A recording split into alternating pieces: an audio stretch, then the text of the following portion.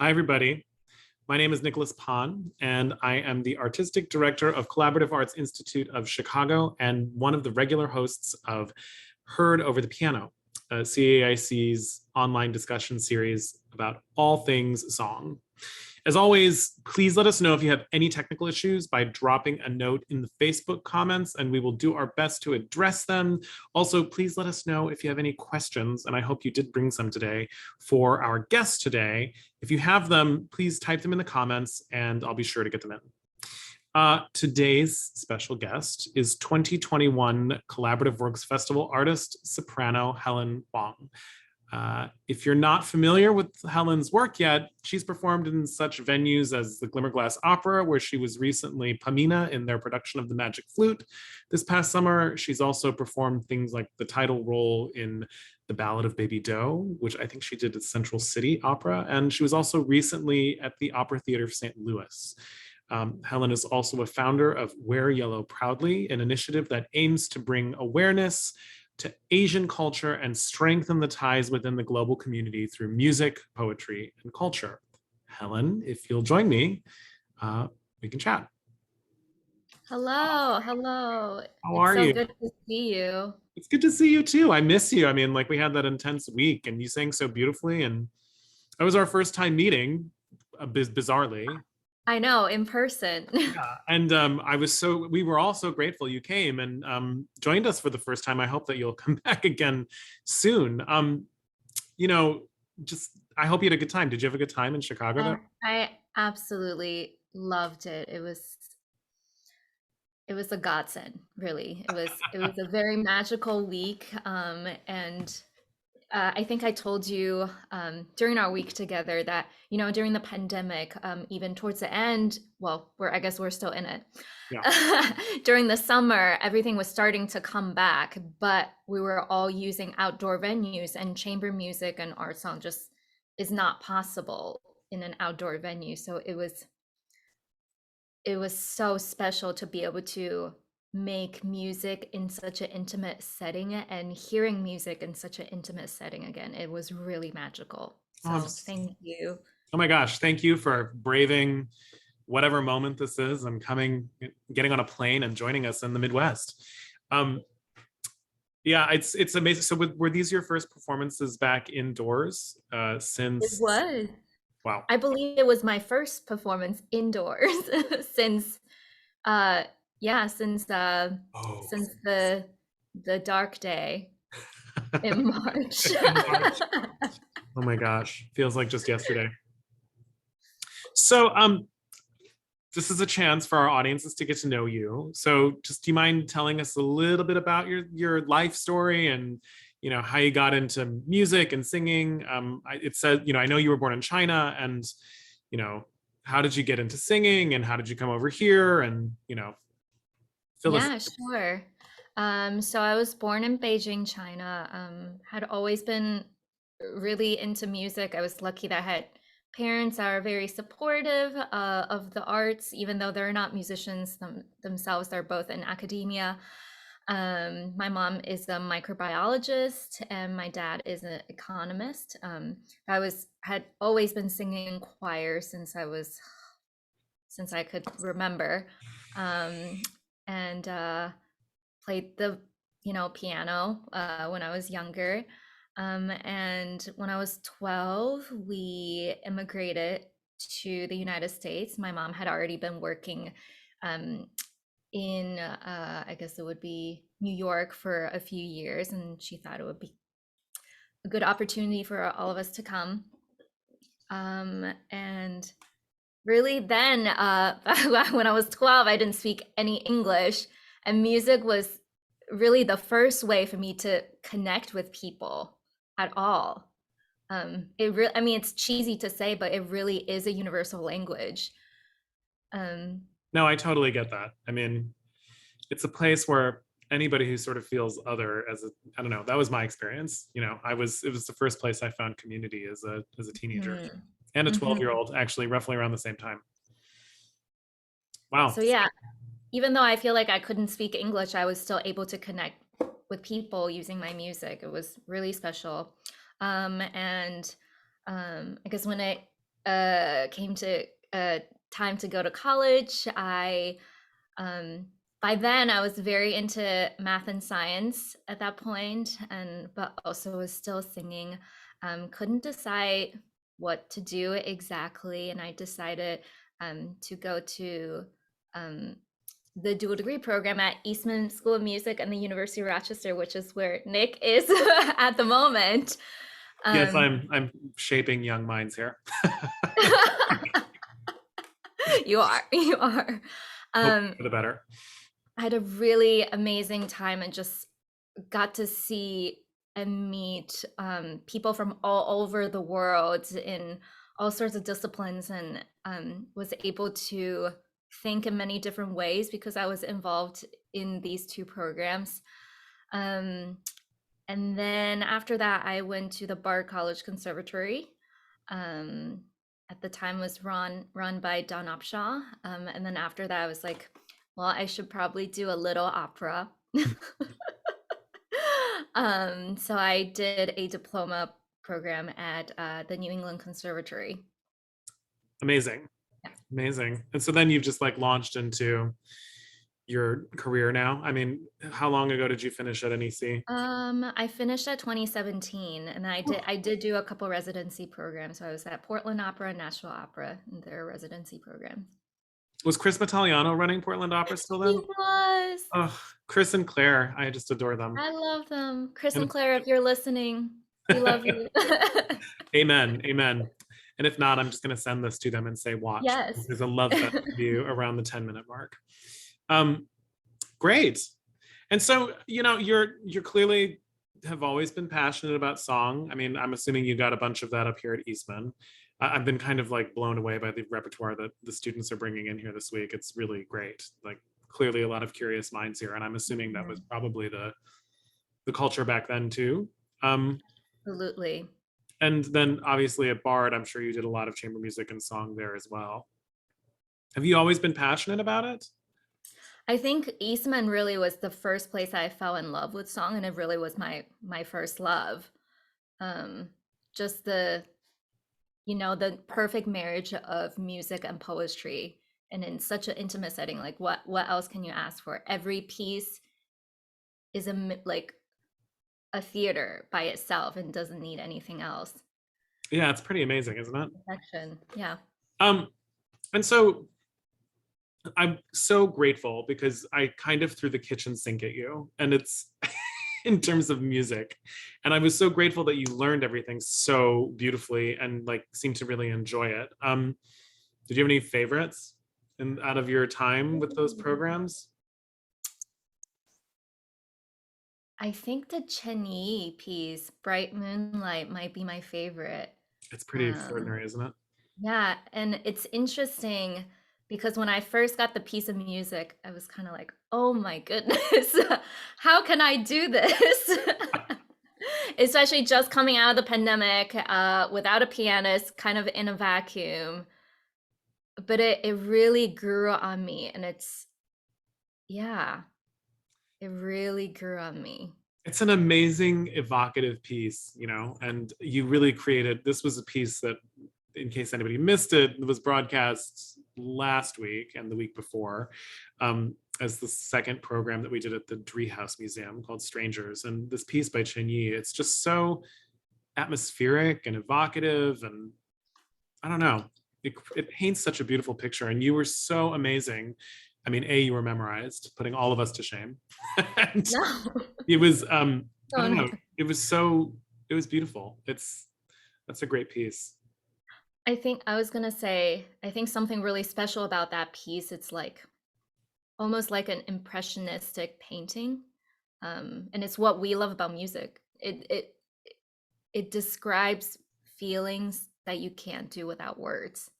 And Yeah, even though you can't like quite explain it, it brings out something in you. totally. It really the best composers do that, right? Hmm. um so had you been to Chicago before? I have, but it's been a few years. I think the last time I was there was end of 2018. Hmm. And was it for an engagement? It was for an audition. It was also at Roosevelt University. And I was joking with Shannon actually, every time I go into that building, I get extremely lost. And I have no idea how to get out. You're not And alone. usually I know that would happen, so I would usually leave double of the time that I needed, and somehow I would get there just like 5 minutes after the time that I was supposed to be there. That's hilarious. I have had similar experiences in that building. It's taken me a while to figure it out. Um, so for anybody who's watching, this Friday, which is the day after tomorrow, time is flying. Cannot believe it's already November. Right. This Friday, we are broadcasting the final program, which Helen is also on and sings so beautifully on. The final program of the festival, which was called The Songs We Carried. It's a program that examines folk music as a method of cultural exchange and cultural preservation, sort of using it as a lens through which to view this immigrant experience and experiences of migration, because it's one of the things that we carry with us as we move from place to place. And, at least for me growing up, I have a Greek American mother, and my father is Chinese. And particularly for my mother's Greek side, music was one of the ways in which she was really trying to preserve that culture in us as second generation Americans, preserve our Greekness, as it were. And I don't know, it's one of the things about folk song that's always sort of fascinated me about it. It's this thing that kind of becomes part of our, I don't know, our cultural, spiritual being, like our Jungian cultural, collective consciousness. And somehow we don't, in some cases, we don't even know where the tunes came from or who composed them, and yet we all have a familiarity with them. I was saying to you though, right before we started going live on Facebook, that this actually, of the three programs, is the one that over the course of my career, probably like the last 20 years of singing professionally, it's the kind of music that I have struggled with the most in terms of feeling comfortable performing it. And Interesting. Why? I mean, for me, it gets to this thing that I feel like I explore in most of my work in general, which is, song is an expression of identity. And so if I am not, I've probably shared this vignette on here before, and I'm sorry for anybody who is listening and it's being repeated, but I had the privilege of getting to represent the United States in 2003 at the BBC Cardiff Singer of the World competition, which is basically like saying I got to be Miss America and Miss Universe for opera singers, kind of a thing. And there's a song competition there. And for the song competition, the BBC said to us, bring songs of your country. And for every other competitor, I mean, literally every other competitor in the competition, that was a very easy ask. Irish soprano brought like Irish folk tunes and written arrangements of Irish folk tunes. The German competitor brought, I think he brought Brahms arrangements of folk songs, or even just any leader. It was kind of like, oh, German leader, great, he's going to do that. The British people brought British folk song arrangements. The Greek soprano brought a Greek folk song arrangement. It was just so easy and obvious for every single one of them. And I thought, as an American, what am I going to bring? And I had this moment where I originally, as I struggled to program my little mini recital, I was thinking, okay, I'll sing At the River by Copeland and Shenandoah and something else. And then I was like, I don't know that I feel right doing this, because at the time, I was 20, I had just turned 24. Oh my God. Wow. Such a baby. I didn't feel white enough to sing those songs. And that made me realize that how much I identified with my parents' immigrant heritage, or my family's immigrant heritage, my grandparents on my mom's side, more so than being an American. I thought of myself as a Greek and a Chinese person than an American person until that moment. And that was really jarring for me. And it's something that's really, I mean, it took me actually the first time I performed any of the Copeland American folk song arrangements was at our Collaborative Works Festival in 2015 or 2016. Wow.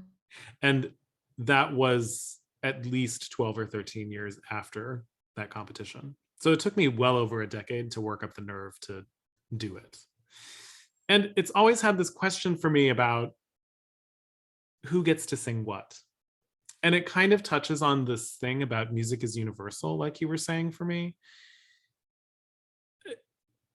I believe that because I had a similar experience. I mean, I wasn't divided by language that I didn't speak, but it was music is this thing where I suddenly found my people. I started playing in youth orchestra and I found my first friends. I really think that it has that power. But when we're dealing with vocal music, with words and language, and then it's particularly folk music, which is of a country, it sort of gets to this question of who gets to sing what. And of course, I ultimately end up coming down on we can sing anything, like music is for everybody. Nobody owns it.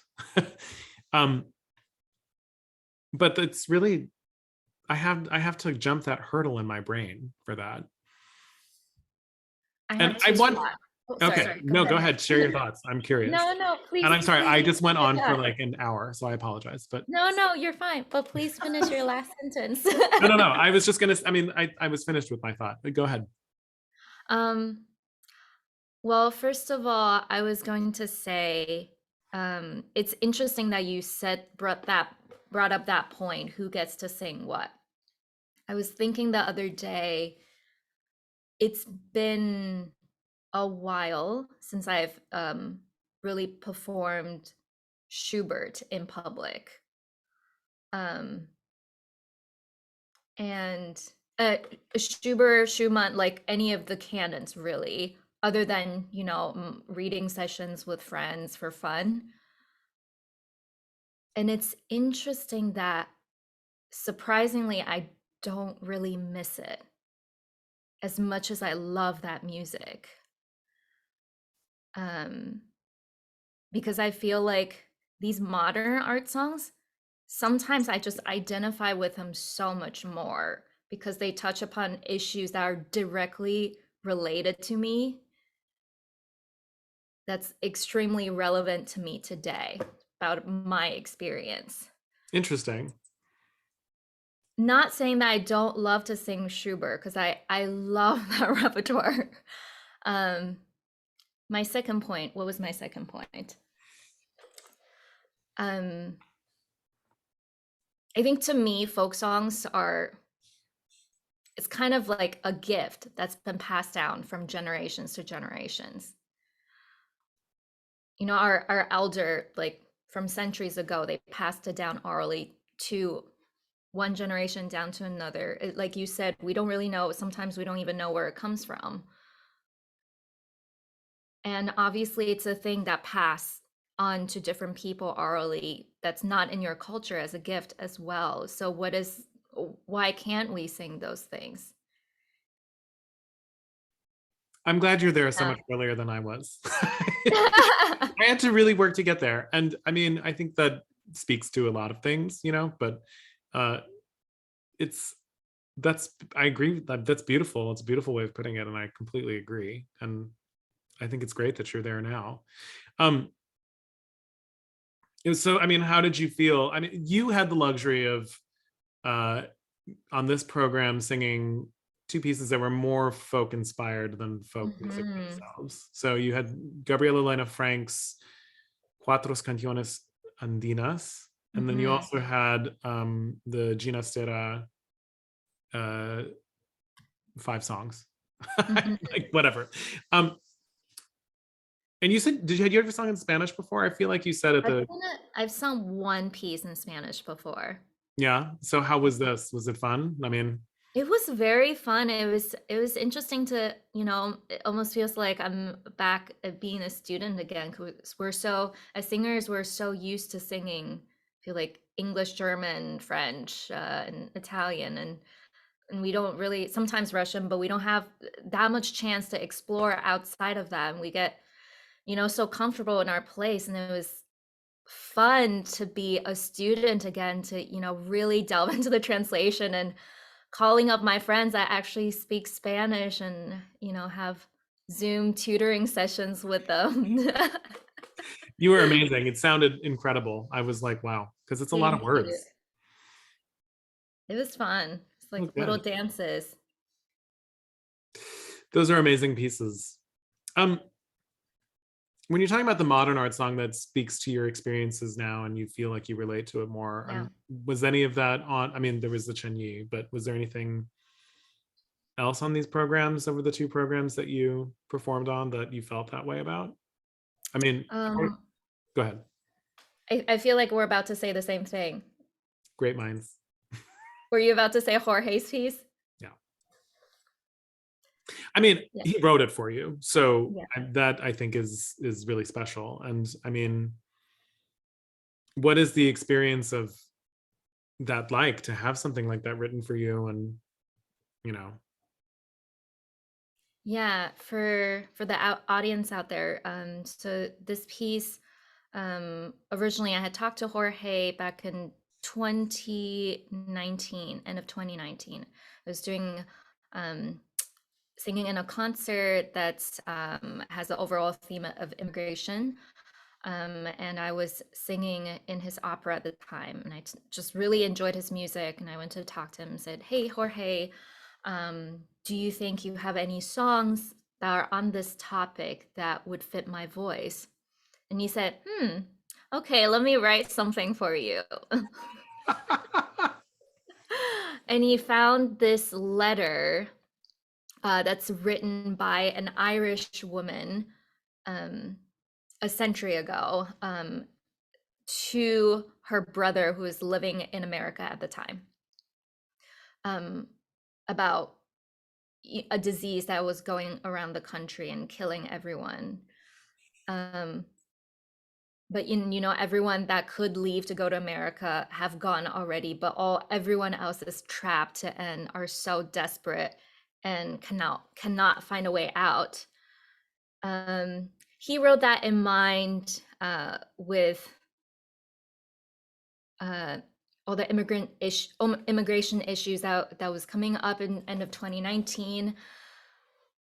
And I just thought it's interesting that the topic has becoming even more relevant with COVID happening this past year to all of us. I mean, we're all trying to get out, we're all trying to go somewhere safe, but is it possible? Um, and I think I shared this with Nick before. Jorge always says, immigration issues. It has always existed, and for some reason, we still haven't found a way out yet.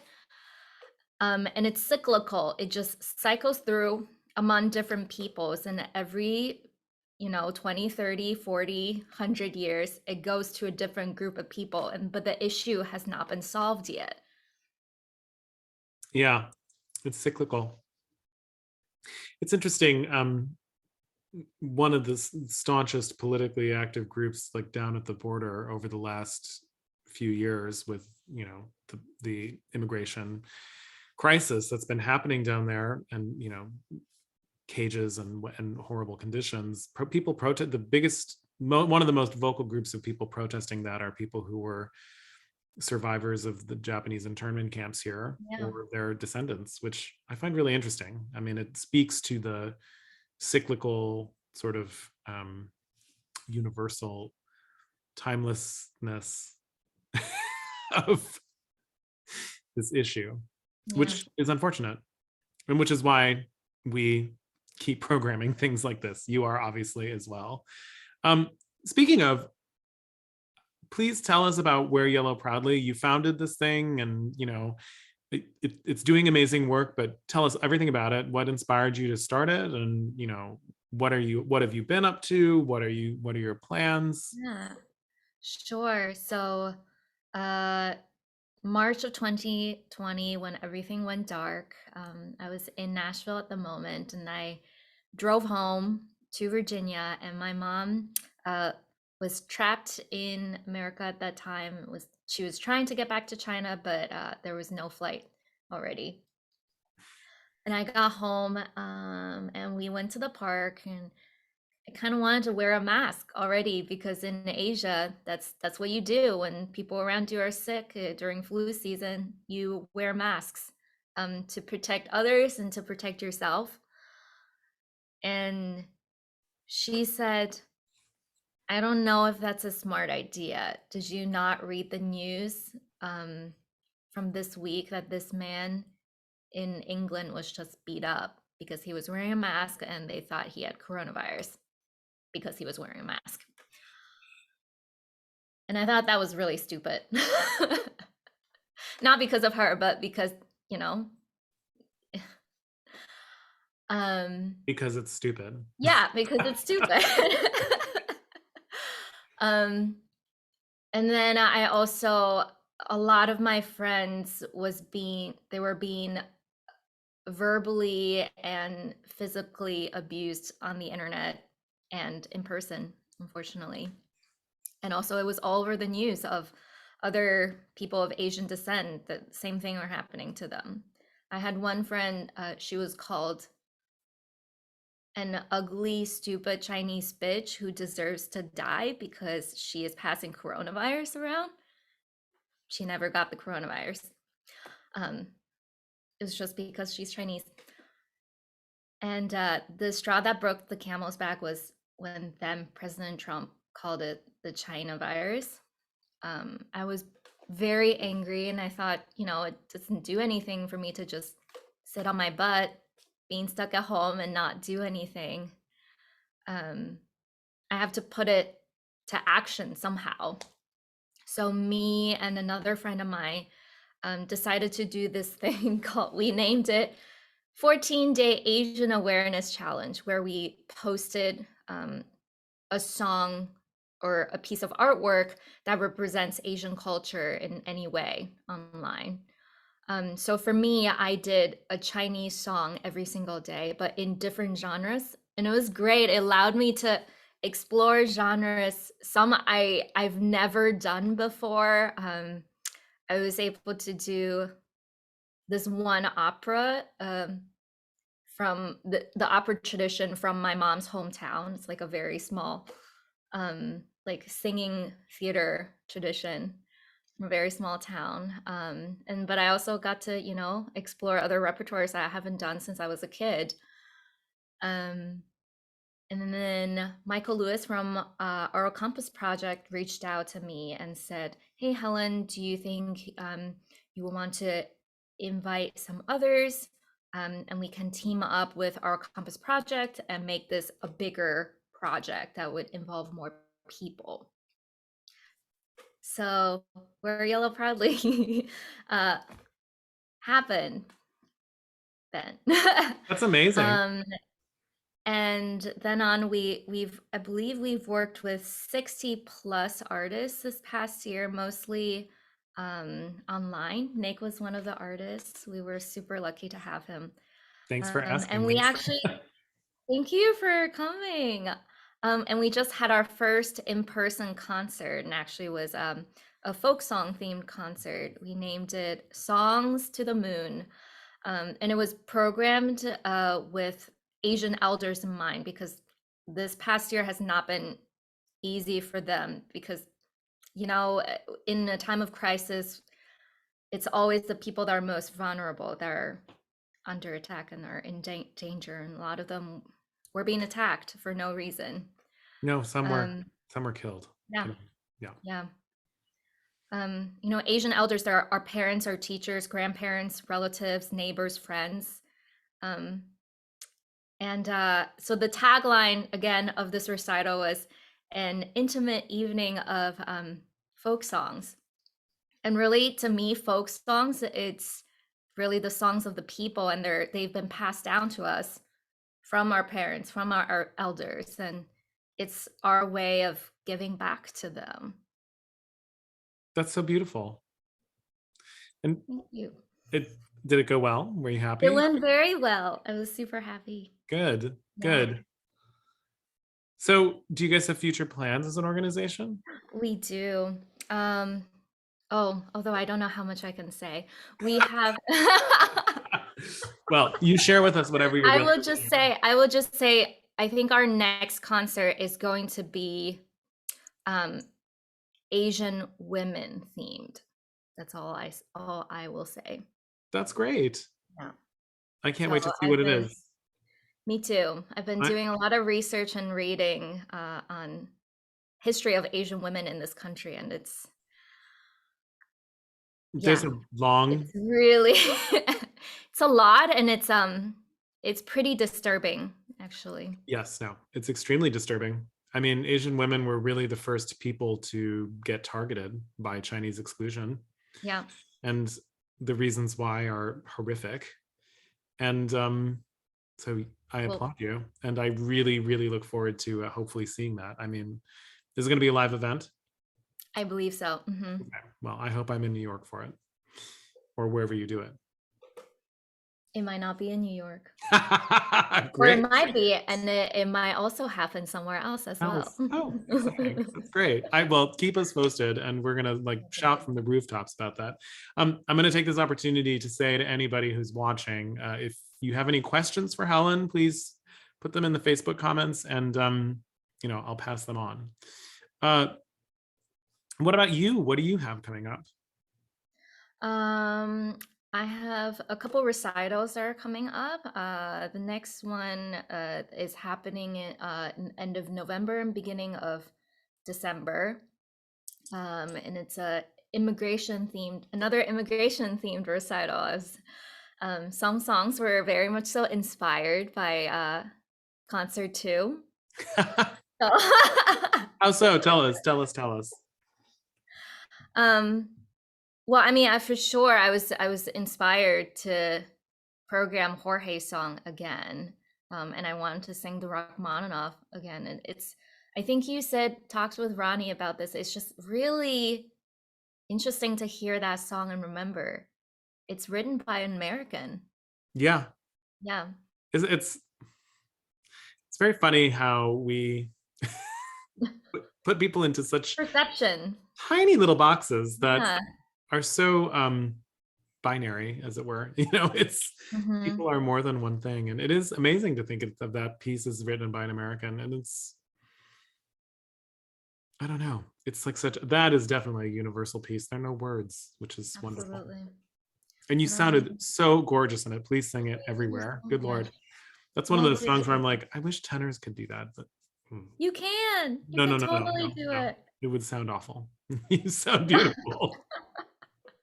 What was I gonna say? Oh, and the concert is on migrant composers. So that to me means composers that not necessarily immigrated to America, but lived in the United States for a significant amount of time. So Britain is on there. This Chinese composer, his name is Huang Zi. He spent a significant amount of time. Right. He went to Oberlin.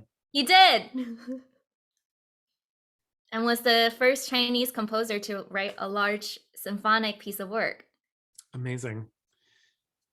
So you're going to do some of songs by him. I That's am. great. Mhm. And where are those recitals?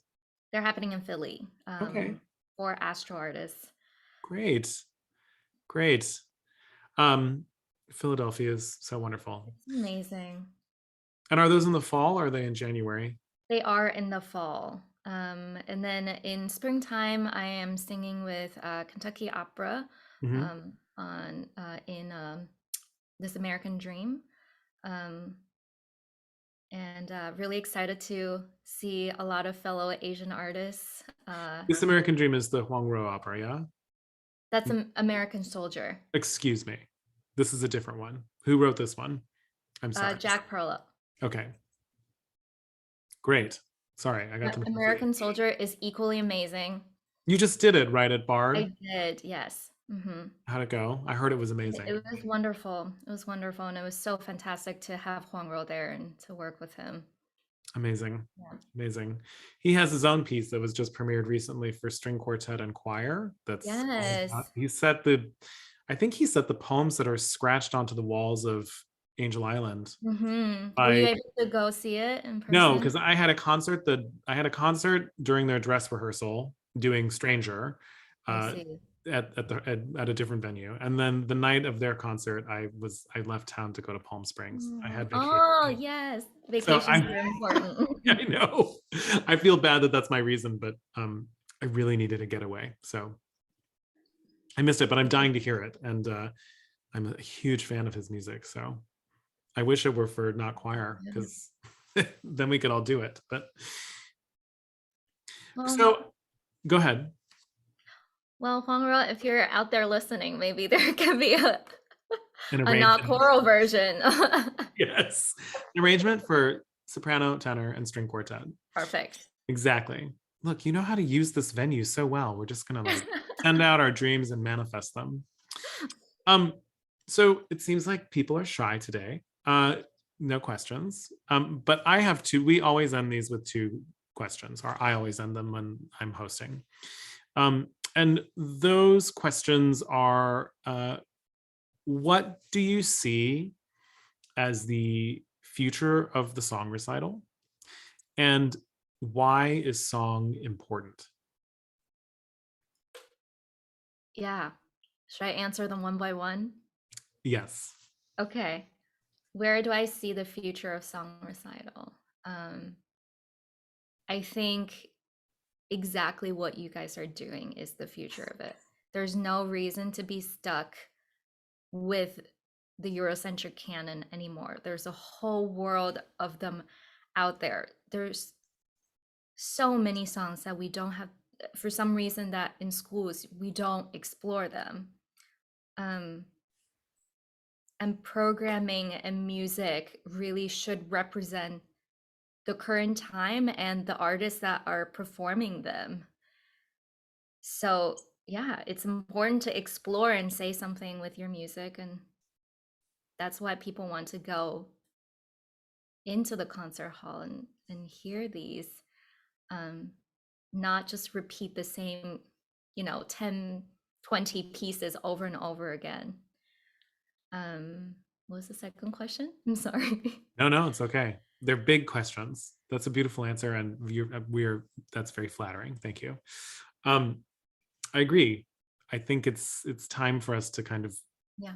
explore our curiosity and stretch people's ears and do it in a way that allows people to engage with new material and feel And like it's living and breathing as opposed to a museum art form. and I think I said this to you before. I don't know where you find all of these amazing pieces. It's I mean, you have a curious mind too. You must be encounter music all the time. It's, you kind of one thing leads to the next thing, and Google's an amazing resource. And, you just kind of, Mhm. I don't know. Sometimes the theme leads you to a thing, and sometimes it's, programming this recital is already actually programming the last two or three festivals. Actually, yeah, Mhm. programming the last three festivals has already led me to my ideas for the next one. Everything sort Wow. of organically grows out of each other project. It's the same thing with my personal recording projects too.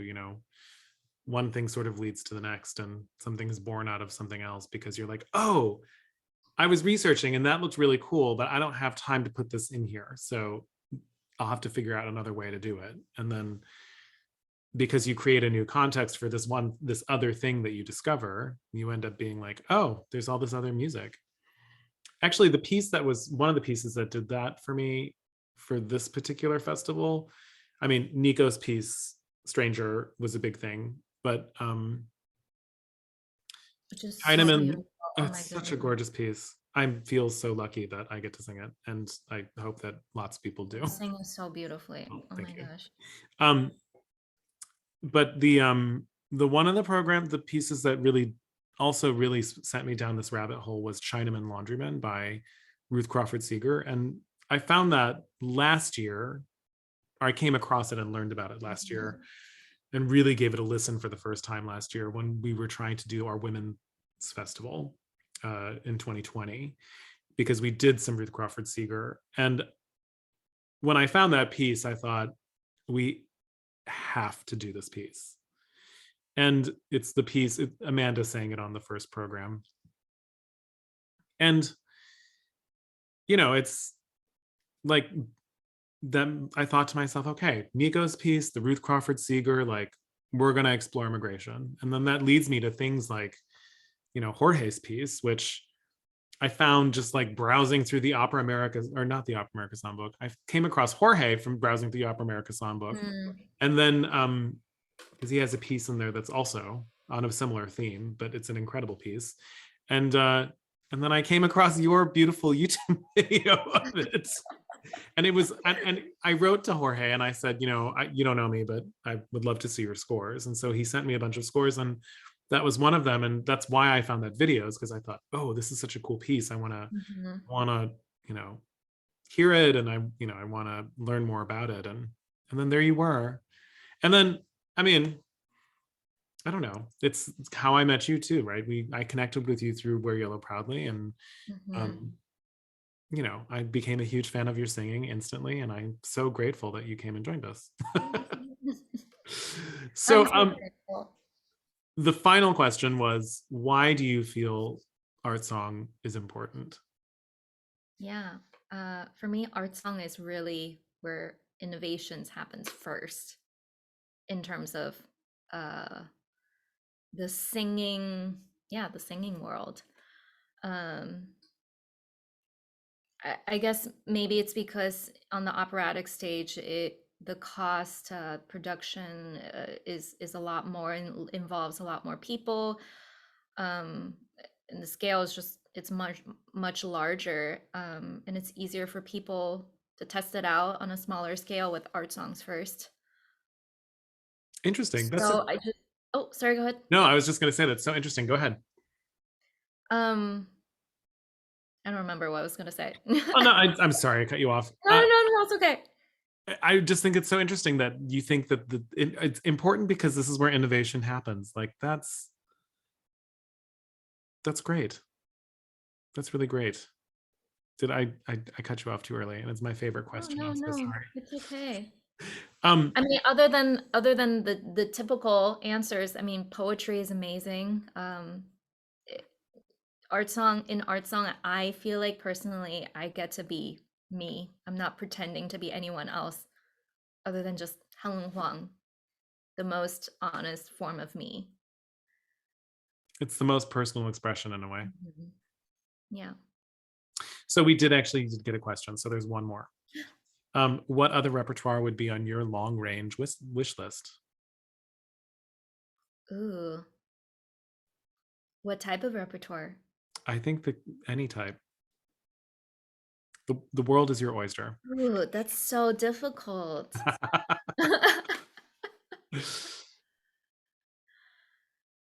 Um, I mean, if 2020 taught me anything is not to limit myself. I don't want to just, do the traditional canon anymore. And um also like started, exploring other repertoire, and it's been really interesting bringing them into my classical music recitals. Even, just programming some Kurt Weill or musical theater songs. It's been really interesting and fun doing them. Amazing. I feel Okay. like I hope that's a satisfying answer for The whoever answer that is all asked about what that question. the it was our dear board chair Frank, who is wonderful. And Hello, Frank. hi, Frank. And thank you for your question, Frank. And I think the whole point of the question was, what's on your wish list? So is it satisfying to you is the important part. um, Helen, do you It have any is. final? I want to do everything under the sun. I can relate to that. Um, is there anything you'd like to add before we sign off for the evening?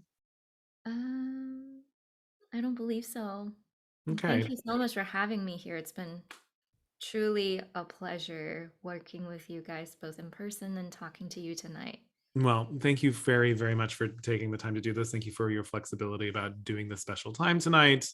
And just Facebook, I'm just going to say to you that we are signing off now, but please join us. First of all, the masterclass from the festival is still available for on-demand streaming through tomorrow night at 11:59 p.m. Central Time. And then Friday evening at 7 p.m. Central will be the broadcast premiere of our third concert, our final concert of the Collaborative Works Festival, The Songs We Carried. There are folk song arrangements by Benjamin Britten, Margaret Bonds, Rebecca Clark, Bella Bartok, Percy Granger, and then there's also some amazing folk-inspired compositions by Gabriela Lena Frank and Alberto Ginastera, and also spiritual arrangements by Julia Perry and Florence Price. Mandolin Bottoms is performing. You'll get to hear Helen be incredible in Spanish. It's like virtuosic and it's a lesson. So tune in. And you'll get to hear Shannon McGinnis play beautifully and violinist Adrian Post play beautifully. And I will squawk through a couple tunes too. And please join us. That is available for on-demand streaming. If you can't make it tomorrow, it'll remain available through Thursday, November 11th. Heard Over the Piano will be back soon. Just stay tuned. We will be sure to keep you updated. Just stay tuned to our Facebook and our Instagram and our website and our Twitter and all the things. So we'll see you again in a few weeks. Helen, thank you so much. It's so great to see you. And we'll see everybody soon. Bye, Facebook.